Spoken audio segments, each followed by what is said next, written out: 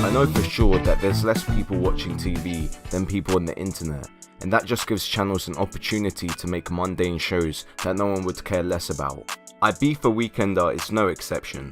It's a reality TV show created by the television channel ITV, which is based in the UK. These are the same geniuses who made such unique and spectacular shows such as The Only Way is Essex and Love Island. It's better if you know less of them, to be honest. What I managed to find out is that this show follows a bunch of young adults in a hotel in Ibiza. It's all filmed like Big Brother with cameras in every room, and people just watch them with these black boxes with light, and it's supposed to be out of your mind entertaining.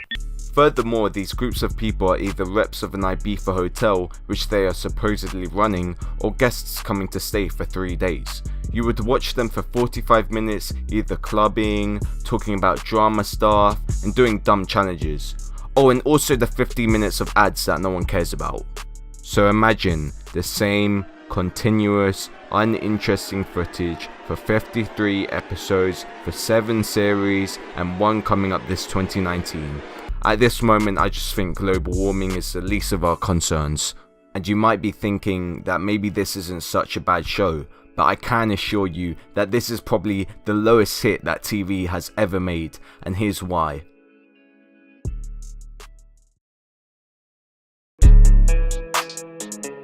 Now, I don't want to linger on the topic of the contestants because there isn't much to say, but I just think that most of them don't really stand out from each other. There are shows which are not much better than this one, such as Big Brother or I'm a Celebrity, Get Me Out of Here, but they pick contestants with wide variety, which makes their confinement to each other much more interesting. Oh, Kim. What, dear? We're going to bed now. Wish you a good night's sleep. Oh, I've had a wonderful evening. Good, I'm glad. Oh, it's been delightful. Delightful. All the people I'm living with here. Then we go back to Ibiza Weekender, where the contestants have similar ages, have similar tastes, and have similar hobbies. A good example could be the recent series of the show where the dangerous duo Jordan and Troy Deeney, Callum, guys, his name is Callum, who are the physical form of copy and paste. They are both childish and both on this show for the puss. And it's very obvious from the start of this whole series. And it's not like the contestants are any better. Well, they kind of are, but they're just normal, like the 66 million people in the UK. When I turn on my TV, I want to see characters who are interesting to watch, not Joris Waltor's British cousin attempting to be fabulous and sassy. If you see man driving a German whip, blacked out window leaning back, see man driving a German whip. So what you get for 45 minutes is other person interacting with other person on holiday, minus common sense and critical thinking.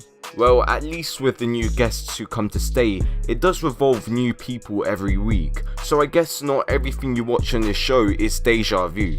But other than that one good aspect from the show, the people are really not that interesting to watch for long periods of time, because who really cares about your single life or if you like this person or not? Do you fancy? Do you fancy me? You don't fancy?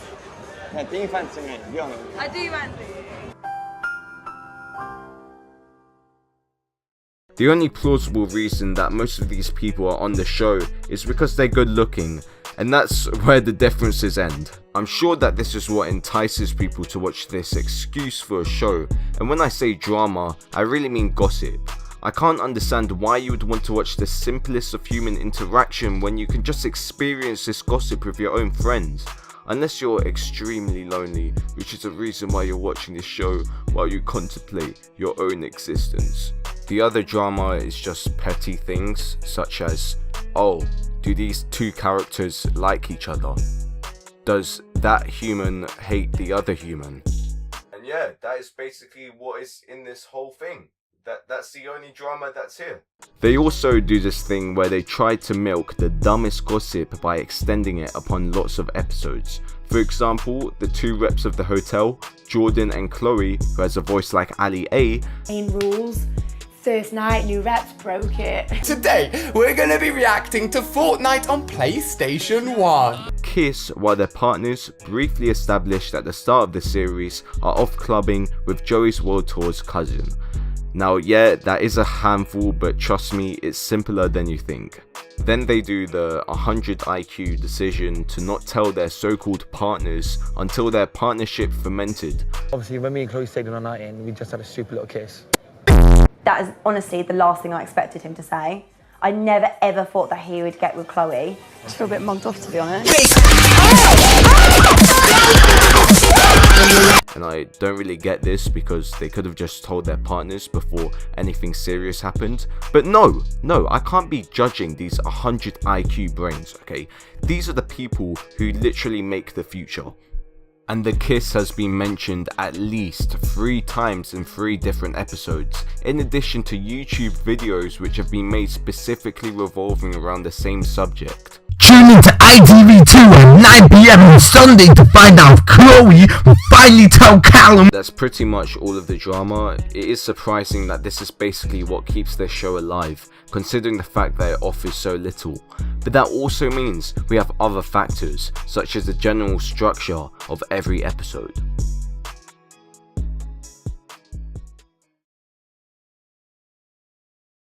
Every series of anything on TV has a structure no matter what it is, and it should be a blend of not being too complex and not being so simple, and Ibiza Weekender is, I don't know, off the charts simple in structure. And with the extensive and thorough research which has been happening at Cookie Crumble's HQ, we have found the structure of every episode. First, we've got the drama to start off the show. It has no meaning than filler and doesn't satisfy you at all, like a slightly expired sandwich. Then the guests are introduced. As the reps, they are all copy and paste of each other and not really that interesting enough to be on television. Who's like your favourite rep so far, would you say? David. David? So Absolutely. His dancing last night was class. He's so funny. The guests proceed to talk to each other and the reps, and every time a word is simply uttered from their mouths, it just gets more engaging. Single and looking for a fit man. What does fit mean? Like good looking, which I am, or like fit as in healthy, because that is what. But just when things are about to heat up, they're off clubbing, where the reps and guests are forced to do stupid challenges they repeat every episode because they're running out of ideas. I dare you to seductively lick someone's finger around the table.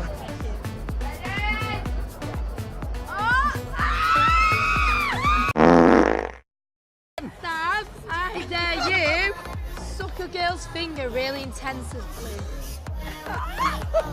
I'm not sure what rep badge you're trying to earn yourself here, Sabas, but it doesn't appear to be working. We switch back to the reps, left for dead at the hotel, as they have some crazy shenanigans on their own. Don't mug yourself off. Give yourself time. Just Don't get upset about it. Oh, don't get honestly. upset. Yeah. This is when you need to be the strongest. I know, but I'm not that kind of girl that just... The next day, and everyone has a bit of breakfast, with a side of more drama. I am losing hope. I am losing the will to do more of this. To do more of this structuring stuff. It is actual hell. Swiftly moving on to the afternoon activity, basically going to some swimming pool or something.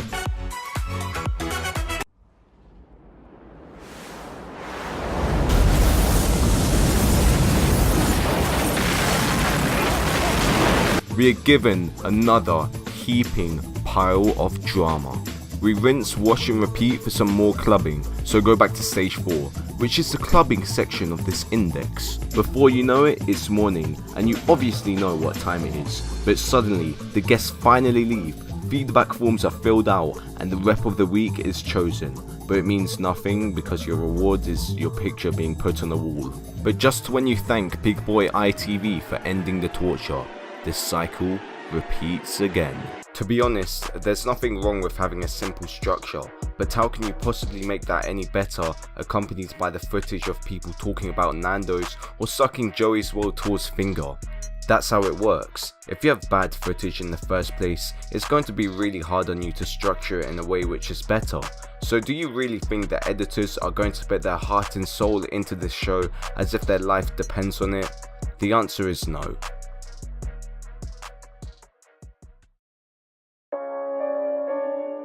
I feel like 70% of every episode is indistinguishable from each other, with countless scenes of clubbing and getting dressed and the D word. Sometimes it's kind of confusing to understand what's happening with the way they edit the footage. It just ends up with a bunch of people yelling incomprehensible things at each other. What has just happened? Tash kicking off, screaming, shouting in front of the guests as well. It's not on. You can't be doing that. Well, you can have your work cut out turning this night around. It actually reminds me of one of those drama pages that you get on Snapchat, but instead of taking away like 6 seconds of your life, it takes away 1 hour of your life instead. Maybe that's what this show is, a wannabe Snapchat. It revolves strongly around drama and appearance and spreads this disease on Twitter. So to summarise, Ibiza Weekender is just a show which is contributing to the death of TV, with its lackluster in content exploded on social media and directly on the show itself to make it seem better than it really is. I'm guessing that ITV will probably delete this video as if it's some minor nuisance, like some dog poo on your shoe. But until then, those are my thoughts on Ibiza Weekender. What did you think of the show? Comment below.